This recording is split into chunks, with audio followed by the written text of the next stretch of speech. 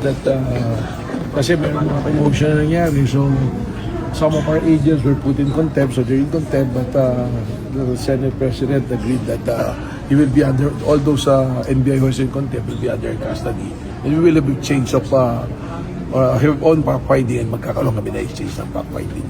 Okay. Paano mangyayari, sir? Yung tungkol doon sa mga kinontempt. Yung Siam.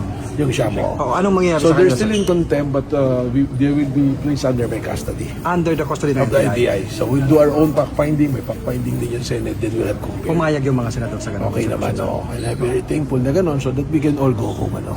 Peacefully. Sir, how about the ICC warrant? Yung warrant, sir.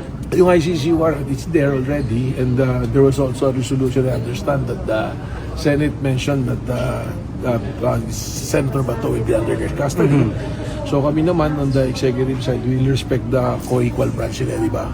So we will hope that pag kailangan sumagot ni Senator Bato dun sa mga kailangan sagutin mandato, kung ano man yung invitation and all, so the Senate will be ready to present Senator So Bato. hindi siya arestuhin ng NBI? Well, dahil they're already put in the custody of the Senate, so we will recognize that. And we'll just hope that when it's needed, Senator Bato will be available also to answer. So deemed served na yung ICC warrant? Well, we'll have communication with the DOJ and PCTC also, and of course to the Interpol that if there are any invitation or anything that will be communicated, probably will suggest that it should be channeled to the Senate President. So kayo, sir, paalis na rin kayo? Well, Kasama niyo yung Siam? Yes, lahat kami.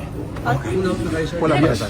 Under what grounds po yung arrest warrant from the ICC? Well, it's the same. Yung kaso niya sa ICC, no? Yung kasama niya si President Duterte, former President Duterte, no? Yung EJK. Thank you, Director. Thank you so much. Good night.